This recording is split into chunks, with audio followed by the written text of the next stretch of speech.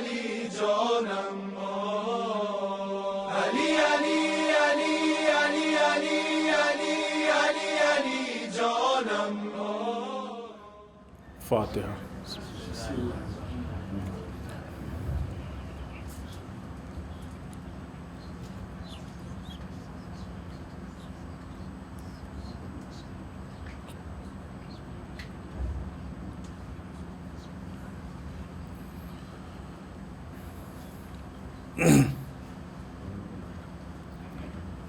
رب اعوذ بک من همزات الشیاطین واعوذ بک رب ان یحضرون. بسم اللہ الرحمن الرحیم. الحمد للہ الذی ہدانا لہذا وما كنا لنہتدی لولا ان ہدانا اللہ. لقد جاءت رسل ربنا بالحق والصلاة والسلام علی سید اصل ما فی الوجود سر اللہ کل موجود نقطۃ دائرۃ الوجود صاحب لواء الحمد والمقام المحمود سیدنا المجدد والمصطفى الامجد وبالقاسم محمد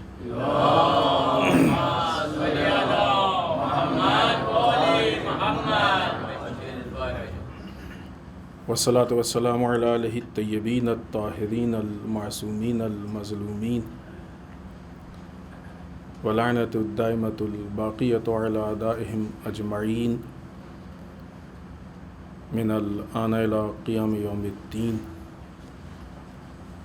اما بعد فقد قال علی بن ابی طالب علیہم الصلاۃ والسلام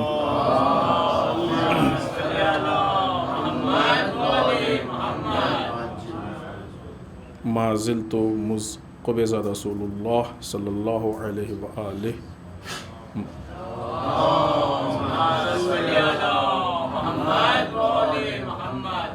مظلومہ. آج کی یہ شب ضربت بھی ہے اور شب قدر بھی ہے.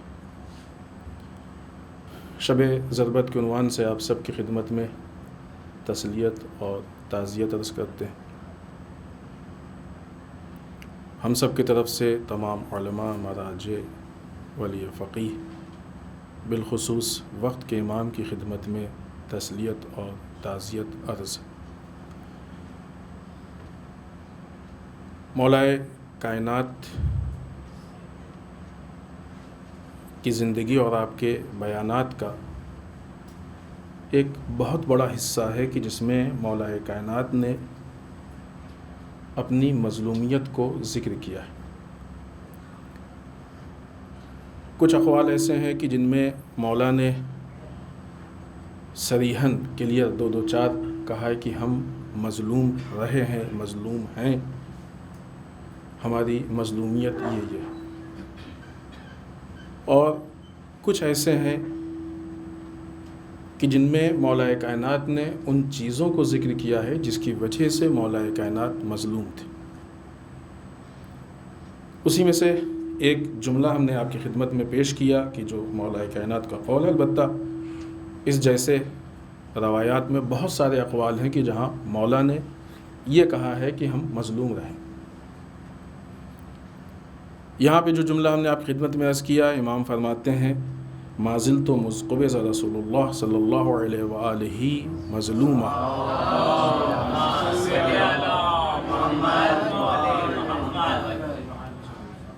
آپ فرماتے ہیں کہ جب سے رسول نے رحلت فرمائی تب سے ہم مظلوم ہیں. دوسری جگہ کسی قول میں آپ نے ارشاد فرمایا کہ جب سے رسول مبعوث ہوئے تب سے ہم مظلوم ہیں. کسی جگہ پہ آپ نے ارشاد فرمایا کہ اس چیز کی طرف اشارہ کیا کہ حکام عوام پہ ظلم کرتے تھے اور ہم یہ دیکھ رہے ہیں کہ عوام حاکم پہ ظلم کر رہی ہے. یہ وہ زمانہ ہے کہ جو امام کی ظاہری خلافت کا زمانہ ہے. یعنی جب امام ظاہری طور پہ حکومت پہ تھے تب بھی امام مظلوم تھے، اور جب امام ظاہری طور پہ حکومت پہ اور خلافت پہ نہیں تھے تب بھی امام مظلوم تھے. لہٰذا امام کے اس قول کے ضمن میں یہ جو 3 شبہ قدر کی مجالس ہیں، اس کا عنوان ہوگا مظلومیت امام علی علیہ الصلوۃ والسلام۔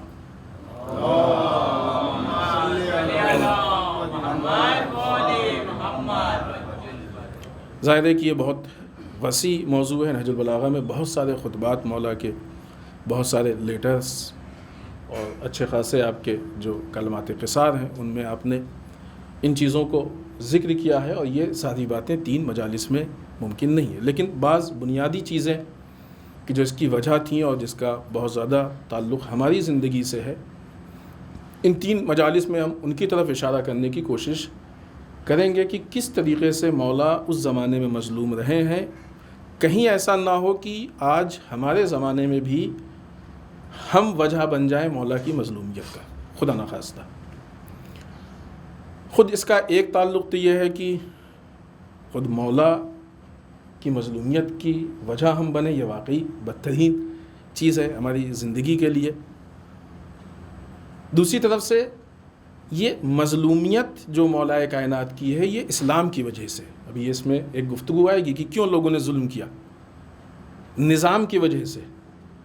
بعنوان نظام مولا کائنات اور ہمارے وقت کے امام 2 الگ چیز نہیں ہیں، لہٰذا اگر نظام کے عنوان سے مولا کائنات مظلوم ہے تو آج کے زمانے میں وہی کام اگر آج میں کوئی کرے تو آج ہمارے وقت کا امام بھی مظلوم ہوگا۔ اور صحیح معنوں میں پوچھئے تو ہم سب چاہتے ہیں کہ امام کے ظہور میں تعجیل ہو، ہے نا؟ کوئی تو ایسا نہیں جو کہے کہ نہیں ابھی تھوڑا اور لیٹ ہو جائے، سب چاہتے ہیں جتنی جلدی ہو اتنا اچھا۔ لیکن جو تاخیر ہو رہی ہے، اس تاخیر میں جو بنیادی وجہ ہیں، ان میں سے ایک وجہ یہ ہے کہ بعنوان نظام ہم نے اپنے حق کو ادا نہیں کیا، کہ جس کا دوسرا مفہوم ہوتا ہے کہ ہم نے اپنے امام کو مظلوم قرار دیا۔ لہذا اس اعتبار سے یہ بہت اہم گفتگو ہے، تاکہ ہم اپنے وظائف، ذمہ داریاں، ان چیزوں کو طے کر سکیں اور اس کے اعتبار سے اپنی آگے کی زندگی کو تبدیل کر سکیں۔ چونکہ ظاہر سی بات ہے کہ چھوٹے برادران، چھوٹے بھائی ہمارے اور بچے بھی ہیں، مظلومیت کہتے کس کو ہیں؟ مظلوم انسان کیسے ہوتا؟ جس کے اوپر ظلم کیا جائے وہ مظلوم ہے۔ ظلم کیا ہے؟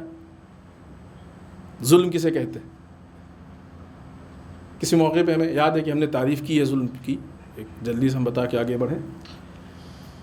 کسی چیز کو اس کی جگہ سے ہٹا دینا یہ ظلم ہے، جو اس کا مقام ہے اس مقام سے ہٹا دینا یہ اس کے اوپر ظلم ہے۔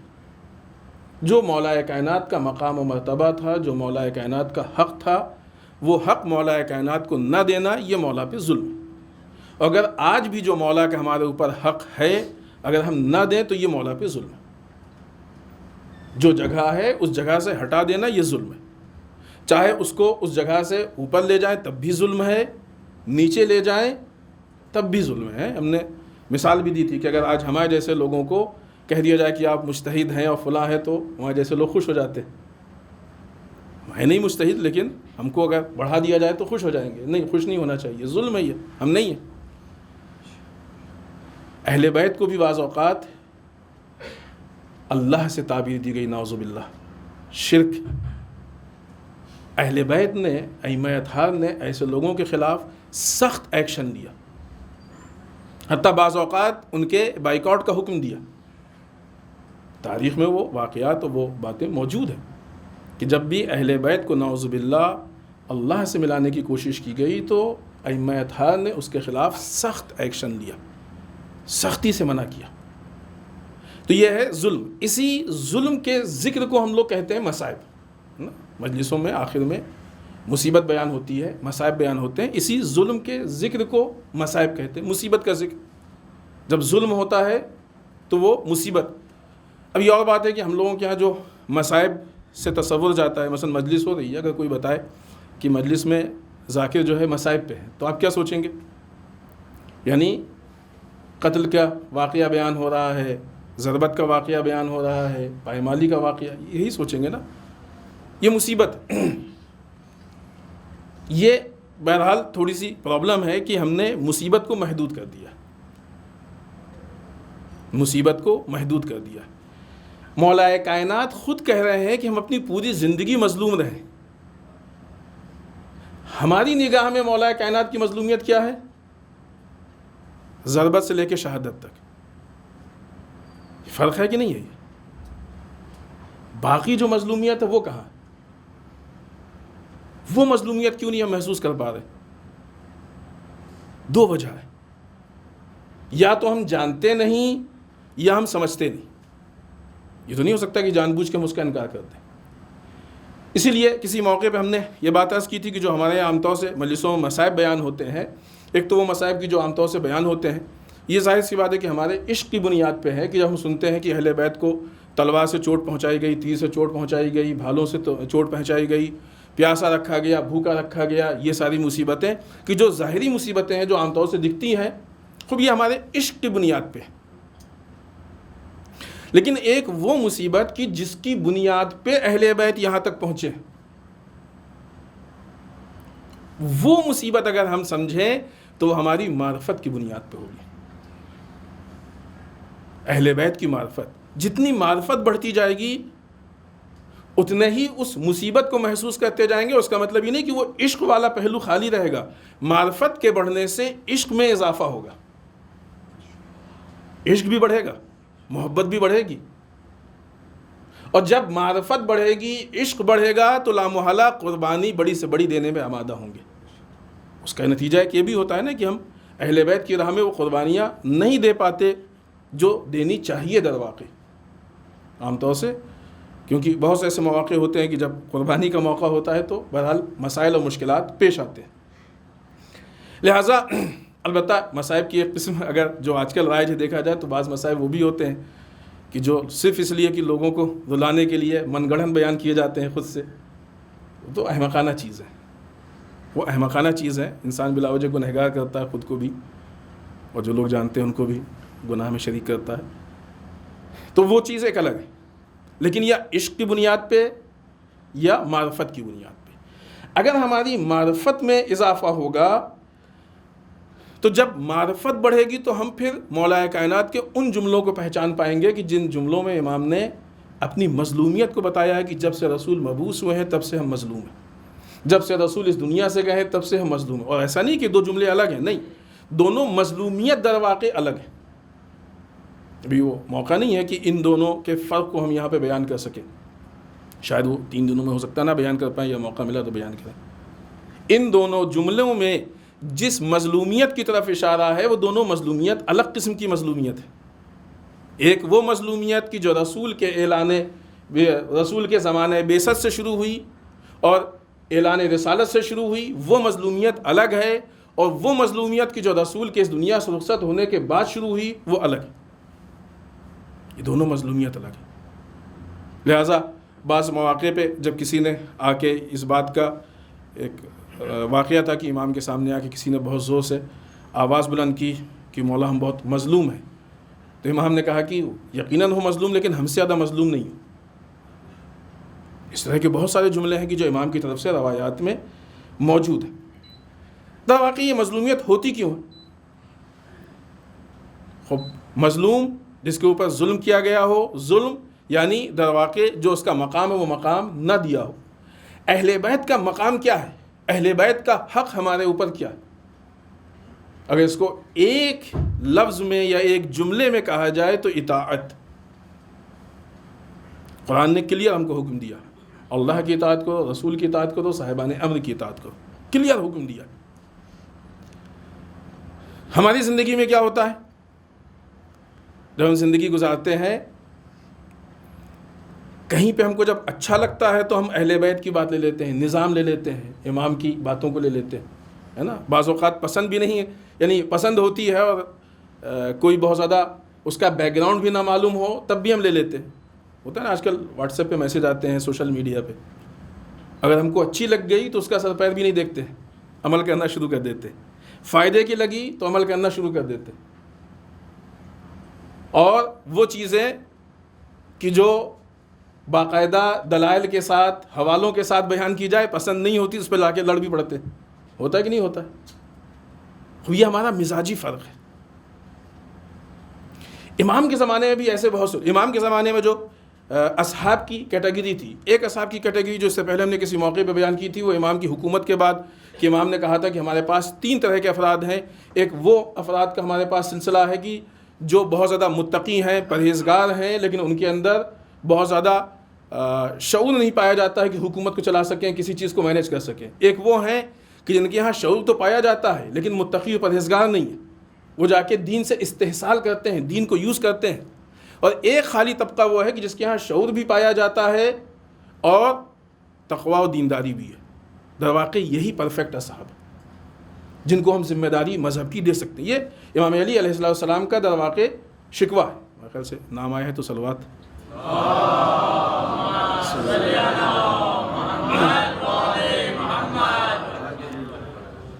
یہ ایک شکوہ تھا امام علی کا. اصحاب کی کمی ہے، شعور ہے لیکن دین نہیں ہے، تو جا کے مذہبی عہدوں کا مس یوز کرتا ہے. دین ہے لیکن شعور نہیں ہے تو دوسرے اس سے فائدہ اٹھا لے جاتے ہیں، دوسرے اس کو یوز کر لیتے ہیں. دونوں چیزیں بہت کم لوگوں میں تھی. لیکن اس حکومت سے پہلے کے زمانے میں جو امام علی کے اصحاب تھے، جو امام علی کے چاہنے والے تھے، یہ ایسے چاہنے والے تھے امام علی کے، ایسے اصحاب تھے کہ جو بہت کم تھے جو پوری طریقے سے امام علی کے لیے مخلص ہوں. ابھی بعض کے واقعات جب امام علی کے حکومت کے بعد کی گفتگو ہوگی تو ہم بتائیں گے کہ انہوں نے امام علی کے ساتھ جو قربانیاں دیں اس کے پیچھے ان کی نیت کیا تھی. ان کو معلوم تھا کہ امام علی حکومت تک جائیں گے، لہٰذا اس لالچ میں امام علی کے ساتھ دے رہے تھے کہ جب یہ حکومت پہ پہنچیں گے تو ہم کو کچھ مل جائے گا. تو یہ مخلص تو نہیں ہوا. یہ اگر لالچ کی بنیاد پہ کوئی دین کا ساتھ دے تو اس کو اخلاص نہیں کہتے ہیں، یہ مخلص نہیں ہے، یہ اپنی ذاتی فائدے کے لیے کام کر رہا ہے. لہٰذا وہ مخلص اصحاب امام علی کے پاس بہت کم تھے. باقی کیا تھے؟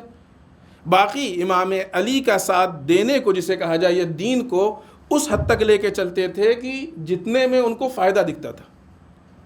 جہاں نقصان دکھتا تھا وہاں دین کو چھوڑ دیتے تھے اور اپنے حساب سے عمل کرتے تھے. اگر آج کے زمانے میں ایسے افراد ہیں کہ جو دین کو ٹکا بوٹی کر رہے ہیں، ٹکڑے ٹکڑے کر رہے ہیں، یہ پسند کا ہے لے لو، وہ چھوڑ دو وہ لے لو.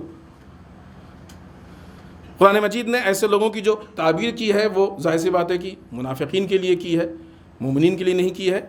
لیکن اس حد تک جو ہے وہ علماء استعمال کرتے ہیں کہ جو لوگ بعض اوقات دین کو بعض حصے کو لے لیتے ہیں اور بعض کو چھوڑ دیتے ہیں، نؤمن ببعض و نکفر ببعض، بعض پہ ایمان لائے ہیں اور بعض سے انکار،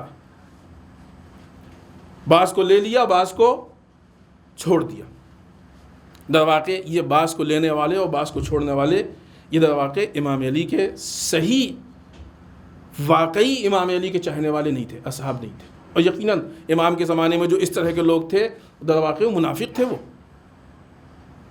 جو بعض چیزوں پہ ایمان لائے تھے، بعض چیزوں کو لے لیتے تھے، بعض کو چھوڑ دیتے تھے. اور اس کو در واقع صحیح معنوں میں ایمان بھی نہیں کہتے. یہ مومنین جیسے ہوتے ہیں، صحیح معنوں میں ایمان نہیں ہے.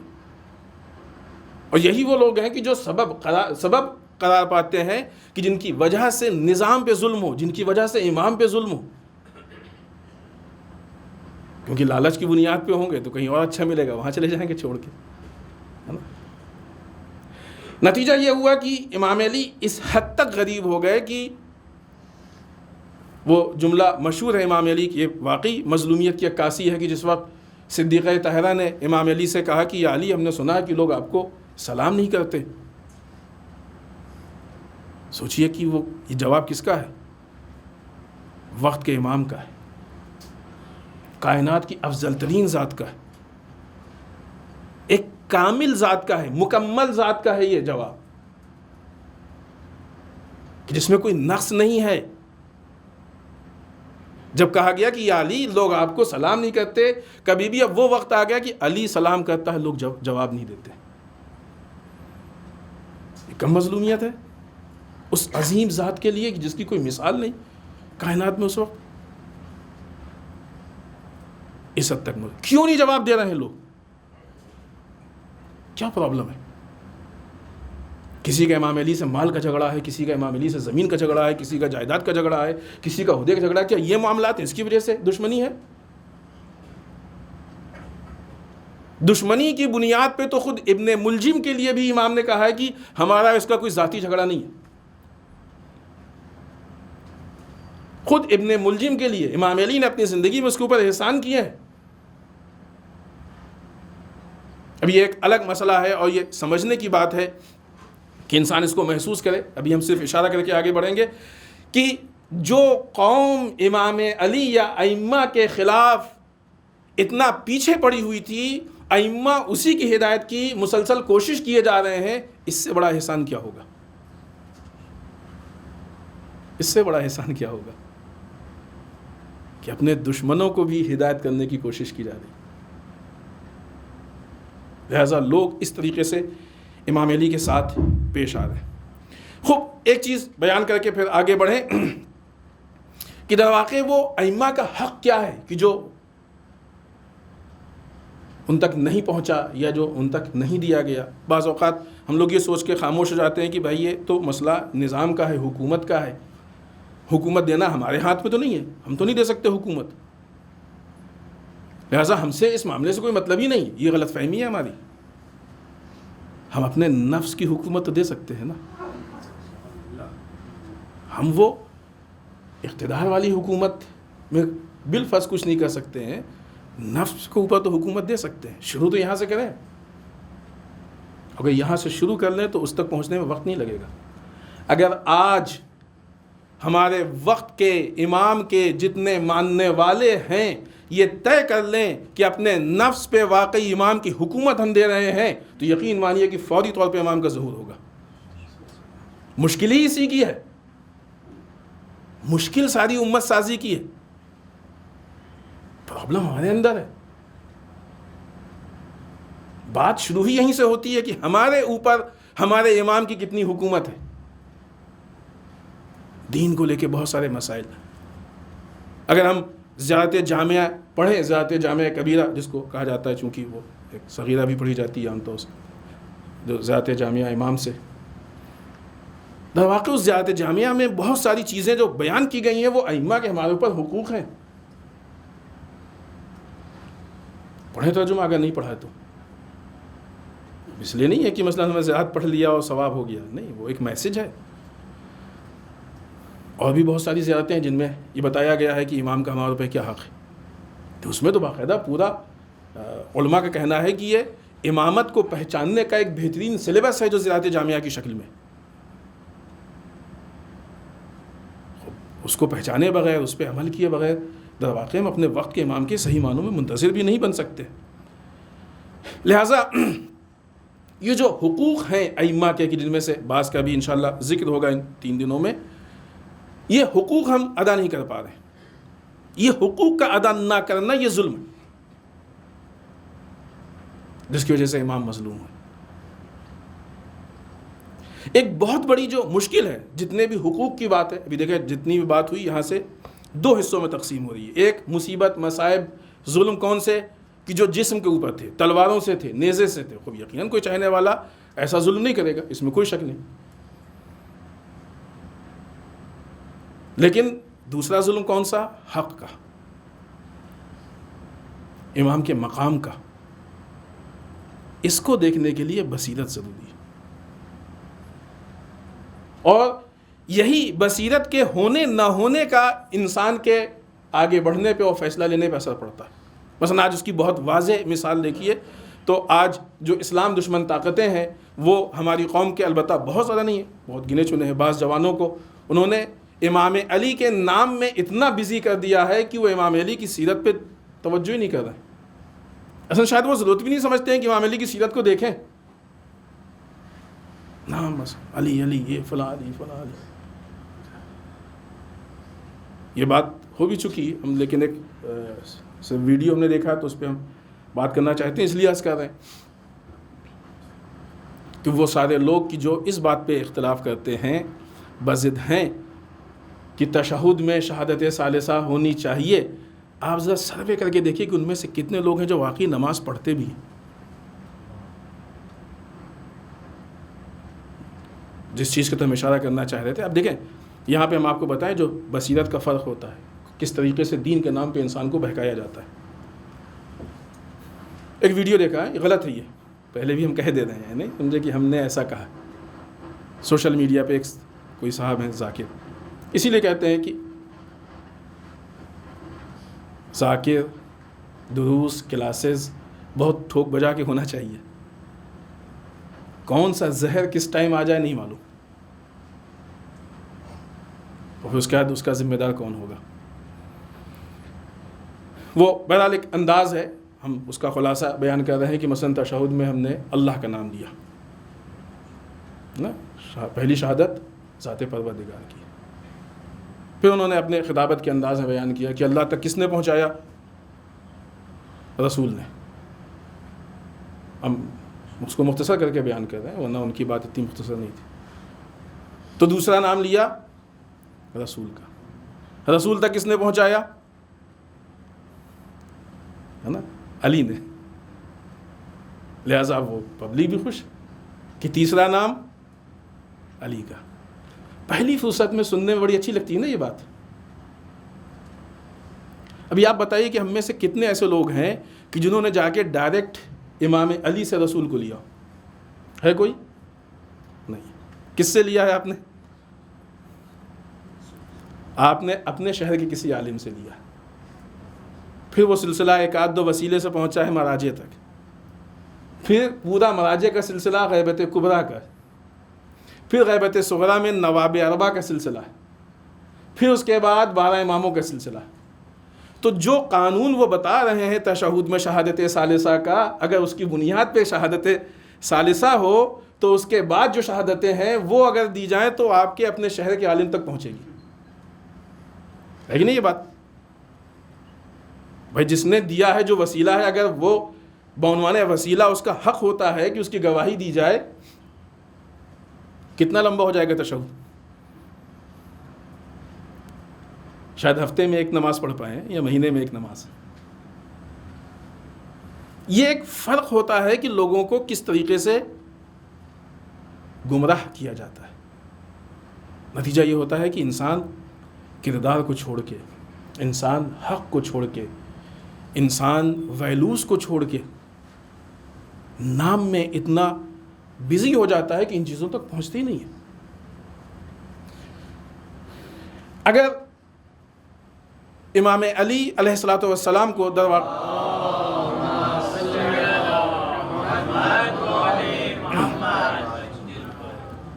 لوگوں نے چھوڑا ہے، نہیں اپنایا، تو اس کے پیچھے کیا علل اسباب ہے، کیا وجہ؟ ہر جگہ یہ وجہ تو نہیں ہے کہ مثلا آ کے اورینٹلیزم نے یا آ کے MI6 نے اور فلاں نے بہکا. خود محمد کے زمانے میں تو نہیں تھے یہ. ہاں، اس جیسے عمل کرنے والے تھے. یہ بات ہم نے بارہا عرض کی ہے کہ آج یہ جو ہمارے سامنے سازشیں آ رہی ہیں، نئی سازشیں نہیں، سب پرانی سازشیں ہیں، سب تاریخ کی سازشیں ہیں، سب تاریخ میں موجود ہیں. وہ لوگ اسٹڈی کر رہے ہیں اور اسی کو پھر سے لا کے سامنے پیش کر رہے ہیں. اورینٹلیزم کا کام ہی یہی ہے، اس کے علاوہ کیا کام ہے؟ اور بہت زیادہ ہماری قوم کے اندر لا کے اس کو چھوڑنے والی جو گروہ ہے وہ ظاہر ہے MI6 کا. وہ کون سی چیزیں ہیں کہ جس کی وجہ سے لوگوں نے امام علی کو تنہا چھوڑ دیا؟ بہت ساری وجہ ہیں. ہم اس وجہ کو 3 محور پہ بیان کریں گے. پہلا ہم آج شروع کرتے ہیں، ہو سکتا ہے کہ شاید ختم ہو پائے نہ ہو پائے، لیکن شروع کرتے ہیں پہلا، باقی انشاءاللہ اس کے بعد کی گفتگو میں. یہ وہ چیز ہے کہ جس کے لیے جاج زوداق نے بھی کہا کہ امام علی علیہ السلام کو شدت عدل کی وجہ سے شہید کیا گیا، عدالت کی وجہ سے. تو اس کا مطلب یہ سمجھ میں آیا کہ آج ہم اس ذات کے غم میں بیٹھے ہیں کہ جو جان دینا گوارا کر سکتی ہے لیکن عدالت کو چھوڑنا گوارا نہیں کر سکتی. عدالت اس سے، جسٹس اس سے جدا نہیں ہو سکتا. جدا کا مطلب ایک دم الگ نہیں، ذرا سا 19-20 نہیں ہو سکتا. جب امام علی حکومت پہ آ گئے، بظاہر اقتدار پہ آ گئے امام علی، تو کچھ لوگوں نے آ کے ایک وفد بنایا، کمیٹی بنائی. خوب اس بات کو پیش کریں اور سہمت تمام، کیونکہ ظاہر ابھی اعمال بھی. ایک کمیٹی بنائی، بنانے کے بعد آئے امام کے پاس، آنے کے بعد امام کے سامنے باتیں رکھیں کہ دیکھیں ہم نے آپ کے ساتھ فلاں کام کیا، فلاں کیا، ہمارا یہ نقصان ہوا، وہ نقصان ہوا، ایسا ہوا، ویسا ہوا، سب کچھ ہوا. اور یہ واقعہ جنگ جمل کے بعد کا ہے، تو ظاہر سی بات ہے کہ ہمارے افراد قتل ہوئے ہیں آپ کے ساتھ، کچھ زخمی ہوئے ہیں، فلاں ہوئے ہیں، فلاں ہوئے ہیں. یہ سارے احسانات انہوں نے گنائے کہ جو در واقع احسان نہیں تھے. آپ کس لیے گئے تھے میدان جنگ میں؟ آپ میدان جنگ میں اسلام کے تحفظ کے لیے گئے تھے. یعنی یہ بھی ایک چیز ہے کہ اگر کوئی انسان اسلام کے نام پہ کسی کے اوپر ذاتی احسان کر رہا ہے تو یہ امام علی کی روش نہیں ہے، یہ مخالفین امام علی کی روش ہے. جو کام اسلام کے نام پہ ہوتا ہے وہ صرف اور صرف اسلام کے لیے ہوتا ہے، اور اس کا احسان افراد پہ نہیں جتایا جاتا ہے بلکہ اس کو اللہ کے حوالے کر دیا جاتا ہے، اور اس کے اجر کی توقع بھی اللہ سے ہی رکھی جاتی ہے. یہ روش امام علی کی. لیکن بہرحال یہ بھی آج بعض اوقات دیکھنے میں آتا ہے، یا علی ہم نے آپ کے ساتھ یہ کیا، ایسا ہوا ویسا ہوا ویسا ہوا. چونکہ ان لوگوں نے سنا تھا کہ امام علی بیت المال میں جن لوگوں کو اس سے پہلے کے زمانے میں زیادہ دے دیا گیا ہے، امام اس سے واپس لینے والے. دو مصیبت عدالت کو لے کے، وقت بھی بڑھ رہا ہے اور باتیں بھی پھیل رہی ہیں.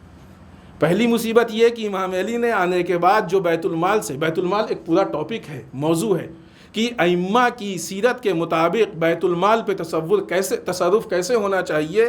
یہ ایک بہت اہم مسئلہ تھا امام علی کے لیے. امام علی نے بیت المال میں تصرف کے لیے ذرا سا بھی 19-20 میں فرق نہیں آنے دیا. لہٰذا جن لوگوں کو زیادہ مل رہا تھا، امام علی نے آتے ہی ان لوگوں کے جو بھی وظیفے تھے فوراً ختم کیا. خود اس وظیفے کے یہ جو پیسے مل رہے تھے اس کے ختم ہونے کی بنیاد پہ اچھے خاصے لوگ پریشان ہو گئے تو امام علی کے مخالف ہو گئے. ابھی اسی مصیبت سے لوگ چھٹکارا نہیں پائے تھے کہ اگلی خبر ملی کہ امام علی جن لوگوں کو پہلے زیادہ مل چکا ہے ان سے واپس لینے والے. اب یہ لوگ آئے، کہا کہ دیکھیں اتنا سب کچھ ہم نے آپ کے ساتھ کیا ہے اور ہم آگے جو آپ کا سپورٹ کریں گے 2 شرطوں پہ کریں گے. بدل اپنی بات کو مختصر کریں. 2 شرطوں میں ہم آپ کا سپورٹ کریں گے. پہلی شرط یہ ہے کہ ابھی جو آپ کو آگے کرنا ہے وہ کیجئے، اس سے ہم سے بحث نہیں، لیکن حد اقل پہلے والے کو تو مت ٹچ کیجئے نا، اس کو چھوڑ دیجئے. اور دوسری چیز کہ خلیفہ سوم کے قاتل ابھی بھی آزاد ٹہل رہے ہیں، ان کو آپ گرفتار کر کے ہمارے حوالے کر دیجئے. وہاں ہم نے کہا کہ جہاں تک یہ خلیفہ سوم کے قاتلوں کی بات ہے وہ ہم اپنے حکومت کے سسٹم کے اعتبار سے بظاہر حکومت کی ذمہ داری اس کو انجام دیں گے، لہذا اس شرط کو قبول نہیں کیا. پہلی والی شرط کہ اس کو بھی ہم قبول نہیں کر سکتے. کیا نتیجہ نکلا؟ یہ جو وفد، یہ جو کمیٹی آئی تھی، یہ یہاں سے اٹھ کے چلی گئی حاکم شام کے پاس، حاکم شام کا سپورٹ کرنے لگی اور آ کے امام علی کے مقابلے میں امام علی سے جنگ کی. اس نے کون سا دین تھا؟ کس چیز کا دین تھا؟ اور کس بنیاد پہ یہ دین بدلا؟ مادیات کی بنیاد پہ بدلا ہے، 4 سکوں کی بنیاد پہ بدلا ہے. اس وقت بہت سارے لوگوں کے دین میں ادھر اور ادھر ہونے کے بنیادی یہی تھی کہ کبھی ان کو عہدہ چاہیے ہوتا تھا، کبھی ان کو شہرت چاہیے ہوتی تھی، کبھی ان کو ذاتی مفاد چاہیے ہوتے تھے، اور اس کی بنیاد پہ طے کرتے تھے کہ دین کہاں ہے. یہ امام علی کی واقعی بہت بڑی مظلومیت ہے کہ علی اپنے آپ کو بعنوان علم پیش کر رہے ہیں، بعنوان کردار پیش کر رہے ہیں، بعنوان ولی خدا پیش کر رہے ہیں. یہ لوگ امام علی کو اپنے اہداف تک پہنچنے کا ذریعہ بنا رہے ہیں، خواہشات تک پہنچنے کا ذریعہ بنا رہے ہیں، عہدے تک پہنچنے کا ذریعہ بنا رہے ہیں، شہرت تک پہنچنے کا ذریعہ بنا رہے ہیں، مال کو حاصل کرنے کا ذریعہ بنا رہے ہیں. یہ ظلم ہے امام علی پہ. اور ظاہر سی بات ہے کہ یہ ظلم در واقع صحیح معنوں میں اس ظلم کی عکاسی نہیں کر پا رہا ہے کہ جن مراحل سے خود امام علی گزرے. بس ابھی بہت زیادہ دامن وقت میں گنجائش نہیں، ہم اپنی بات کو ختم کر کے آج کی بات کو یہیں پہ ختم کرتے ہیں، اور انشاءاللہ کل پرسوں کی شب میں جو دوسری شب قدر ہے اسی جگہ سے بات کو انشاءاللہ آگے بڑھائیں گے. امام علی جو انصاف، جو عدالت معاشرے میں رائج کرنا چاہتے تھے، اس عدالت اور اس انصاف کی وجہ سے لوگ امام علی کے دشمن ہو گئے. کیونکہ علی اس جسٹس کو چھوڑ نہیں سکتے تھے، سامنے والا اس جسٹس کو، اس انصاف کو برداشت نہیں کر سکتا تھا. یہ ایک فاصلہ تھا. آج بھی اگر ہم اپنے وقت کے امام کا ناصر بننا چاہتے ہیں تو ظاہر ہے کہ یہ ہمارا 12واں امام سیرت و کردار کے اعتبار سے عین امام اول ہے. فرق تو نہیں ہے نا کہ ٹھیک ہے امام علی بہت زیادہ شدت عدل سے کام لیتے تھے، بعد میں امام نعوذ باللہ تھوڑا بہت چلے گا تو ان کے یہاں چلتا ہے، ایسا تو نہیں ہے نا. جو شدت عدل امام علی کے یہاں تھا وہی. لہٰذا جس عنوان سے ہم دین پہ عمل کر رہے ہیں، جس عنوان سے ہم دین کو لے کے آگے بڑھ رہے ہیں، ہم یہ تصور کریں کہ جب ہمارا امام، یا ہم امام کو بلا رہے ہیں، مولا آئیے ظہور کیجیے، الجل الجل، خوب کس بیس پہ بلوا رہے ہیں؟ آیا ہم امام کے عدل کے ساتھ چل پائیں گے؟ عزیزان محترم، امام علی کی زندگی میں سر کی ضربت ایک بار لگی ہے، یہ جو جس پہ شہید ہوئے ہیں میدان جنگ میں، اور چوٹیں ہیں، ایسا نہیں کہ بعد میں ہو کہ وہ نہیں، اور چوٹیں ہیں میدان جنگ میں، آپ کو کافی چوٹ لگی. لیکن امام علی جس نظام کو پیش کرنا چاہتے تھے اس پہ ضربت کئی بار لگی، اور یہ وہ ضربت ہے کہ جو امام علی کی زندگی میں بھی لگی، جس کا امام نے شکوہ کیا ہے، اور یہ وہ ضربت ہے کہ جو امام علی کی شہادت کے بعد بھی لگی ہے. جس دن وہ ضربت لگنا بند ہو جائے گی اس دن امام کا ظہور ہو جائے گا. یہ ضربت بند ہو جائے گی، امام کا ظہور ہو جائے گا. امام خطبہ شعبانیہ میں جہاں رسول اللہ صلی اللہ علیہ وآلہ وسلم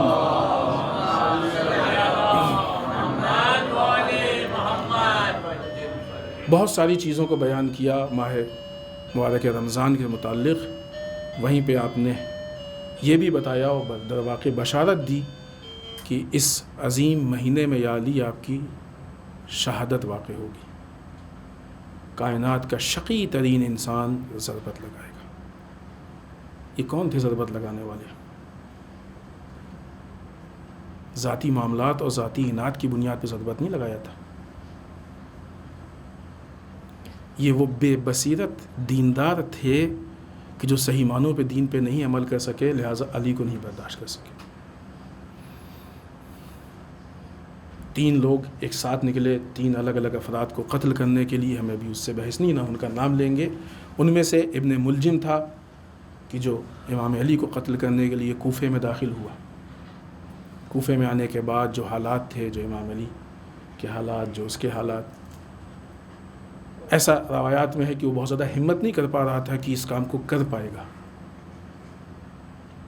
لیکن قطام یا قطامہ نام کی عورت کہ جس سے جب اس نے نکاح کی پیشکش کی تو اس نے اپنے مہر میں 3 چیزیں مانگی: 3000 دینار، 1 غلام اور 1 کنیز، اور علی کا سر. اس نے کہا وہ دونوں تو ہم دے دیں گے، لیکن یہ علی کا سر ہم کو ممکن نہیں لگ رہا ہے. اس نے کہا کہ نہیں، علی کو قتل کرو، ہم تمہاری مدد کریں گے. اور بھی کچھ لوگ جو اس چیز میں شریک ہوئے،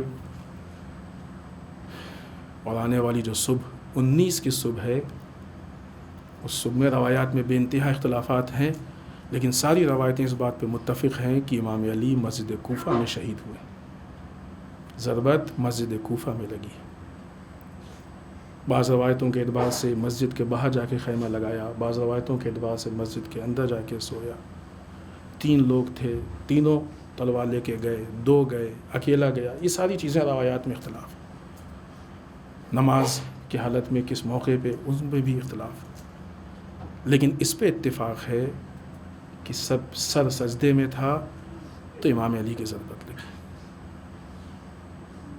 1000 درہم کی تلوار تھی اور اس کو 1000 درہم کے زہر میں بجھایا گیا تھا. وہ زہریلی تلوار لیے ہوئے اتنے دنوں سے کوشش کر رہا تھا. دیکھیں عزیزان محترم کہ جب دین کے نام پہ کسی کے دل میں دشمنی پیدا کی جاتی ہے تو بغض کتنا گہرا ہوتا ہے، کتنے دنوں سے کوشش کر رہا تھا، ارادے کمزور پڑ گئے تھے، لیکن پھر اس کے ارادے کو مضبوط کرایا گیا۔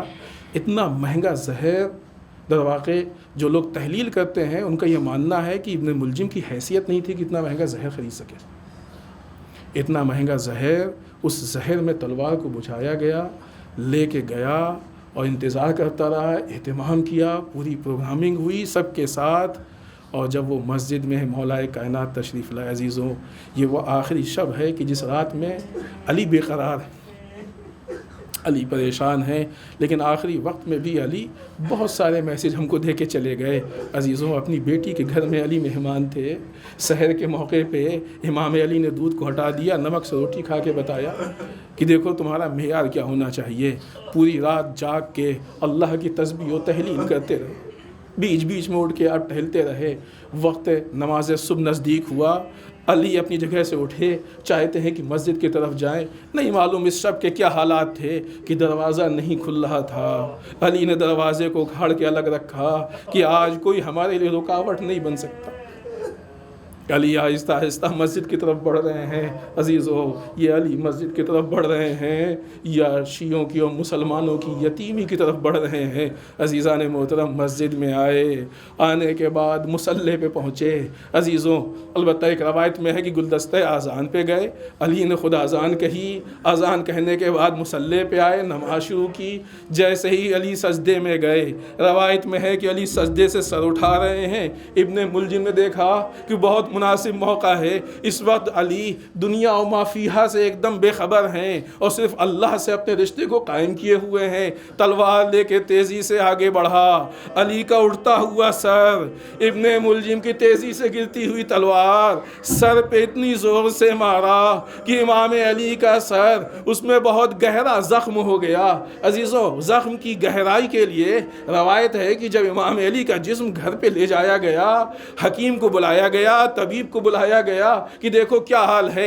ایک مرتبہ اس نے بکرے کے پھیپھڑے سے نس کو نکال کے امام علی کے سر میں ڈالا۔ اب جو نس کو سر سے باہر نکالا تو کیا دیکھا کہ امام کے مغز کے ذرات نس میں ہیں۔ وہ سمجھ گیا کہ یہ زخم اتنا گہرا ہے کہ جو امام کے دماغ تک پہنچ گیا ہے۔ اس نے بہت آہستہ سے کہا کہ مولا جو وصیت کرنی ہو وصیت کر لیجئے۔